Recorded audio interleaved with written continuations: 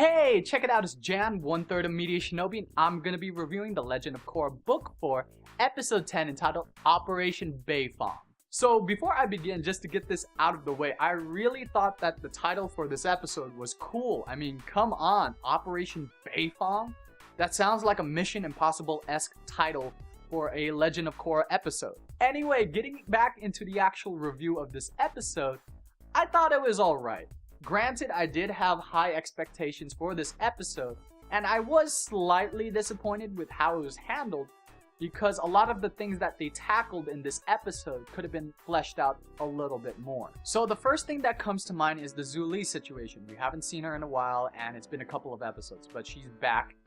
And the reveal that she was a double agent could have been done way better than what we were given because, one, I was expecting more of a theatrical approach. Granted, yes, it's predictable, but it's about the execution. That's what matters. And it kind of just came down to Kuvira sniffing out the truth from Zhu Li. Zhu Li called Kuvira a monster, and then she gets arrested.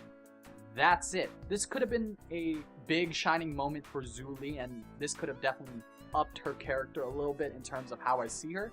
But she just kind of got arrested, so I was like, oh, okay, that was slightly disappointing. The second thing that comes to mind is the Toph and Lin situation, and that was actually somewhat difficult to watch based on how borderline cringeworthy it was. As much as I love Toph to death, I felt like she came off as a little bit too insensitive in this episode.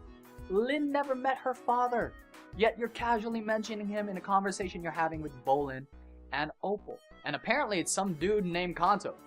Oh, okay, that kind of came out of nowhere. And of course there's Toph and Kuvira meeting for the first time in person. I wasn't expecting any form of physical confrontation, don't get me wrong, but I did expect an exchange of words, for lack of a better term. Basically all we got was a one-liner from Toph. You make metal benders look bad. Okay, somewhat of a strong statement, but that was it. Kuvira didn't even say anything back. You know, these two can be considered alpha women, and I was expecting an overdose of confidence and talking smack like, "Arr!" But we didn't get that. If anything, was there really a need for those two to even meet? So those are my thoughts on that, and although I will say that I really liked Korra in this episode for a couple of reasons. I liked how Korra stuck to her guns in regards to how they would combat Kuvira and her army. President Raiko's train of thought is fight fire with fire. So if Kuvira has weapons fueled by spirit vines, why don't we? Korra obviously does not want to use spirit vines at all. That's something they want to stay away from. But at the same time, she went to the spirits themselves and asked for their help. Which is interesting because it's not necessarily hypocritical, but the spirits themselves did call out Korra saying, well, you're technically doing the same thing, except the only difference is that you're asking for permission. So I definitely like the fact that Korra is now dealing with the consequences of her actions. Remember, in Book 2, she forced coexistence onto everybody. The idea that humans and spirits can coexist is nice on paper, but she never asked for permission. In fact, she just went ahead and played God, which is debatable in itself. It has a lot of ethical issues. We've seen Korra get mixed reactions from the humans because not everybody were exactly happy about coexisting with spirits. And now fast forwarding to this episode, we see that the spirits themselves weren't exactly for it either. In fact, they'd rather have kept to themselves. So if anything, I like how this shows Korra still has a lot to learn in terms of being an avatar. So with that out of the way, I could actually move on to predictions, which is something I haven't done in quite a while just because the last couple of episodes have been very straightforward and I didn't think there was anything interesting enough to mention. And it's because of two specific things that were mentioned in this episode I felt like it was time to update my theories. So the first thing that comes to mind is Varrick and Asami developing a blueprint for a mecha suit. Now, if you look back, during Book 1, those are what I would call Mecha Tanks version 1.0.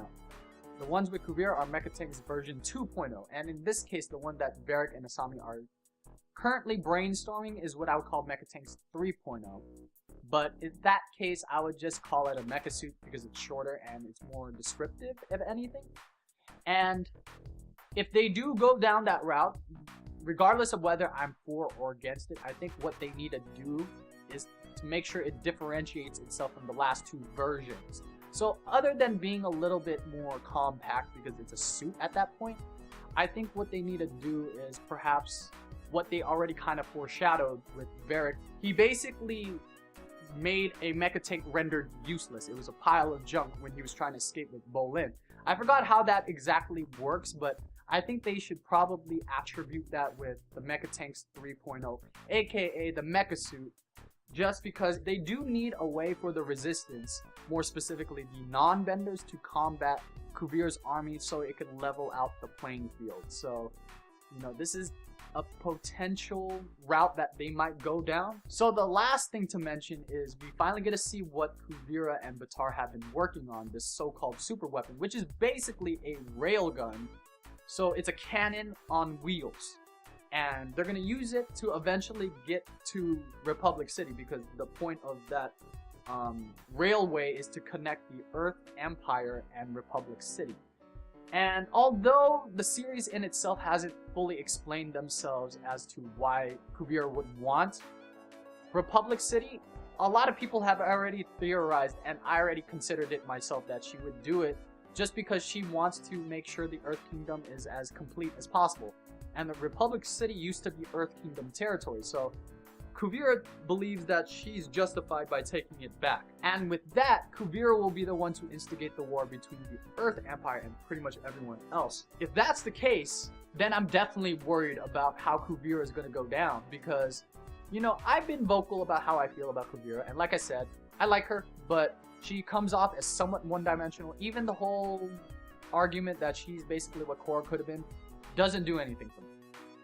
But the reason why I'm definitely worried now is because even her plan sounds one-dimensional. I mean, a super weapon? Come on.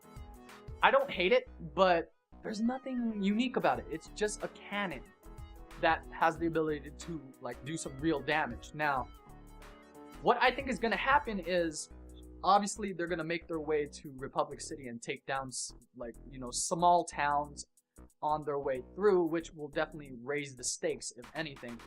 And then, you know, the battle will obviously go down in Republic City. But she's starting to slightly deviate away from her original ideology of order. And now she's starting to recklessly mention terms such as greatness. Greatness? What the hell is that supposed to mean? That could be taken so many ways. If anything, Kuvira is just getting way too overly ambitious. It's to the point where I'm questioning her motives, because if you compare her to, say, the Earth Queen back in Book 3, I would find the Earth Queen more believable if she were to explain to me the motives as to why she would want Republic City back. With Kuvira, other than the idea of having the Earth Empire reunited, that's about it. You don't have any personal connection to Republic City. Like, why do you care so much about Republic City?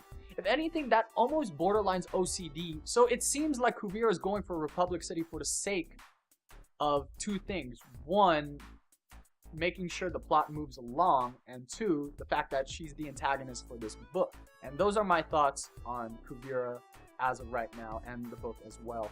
So that pretty much wraps up this review. So if you guys liked the video, like it. If you guys dislike it, it's completely understandable. No hard feelings. Comment down in the comment section down below. I would love to hear what you guys are thinking about as of right now. Your theories, what you guys thought about mine. I'm also open to constructive criticism as well. So consider subscribing. We try to pump out this kind of content as much as we can. And before we head out, once again, I want to emphasize that The Legend of Korra is coming to a close, and arguably the entire franchise. So because of this, we're going to need a new series to review. So if you guys have any suggestions on upcoming series that you would want to see us review, put it down in the comment section down below. And there's just a chance you might see us review it as well. So other than that, this is Jan, 1/3 of MediaShinobi, signing out, and I'll see you in the next video. Later.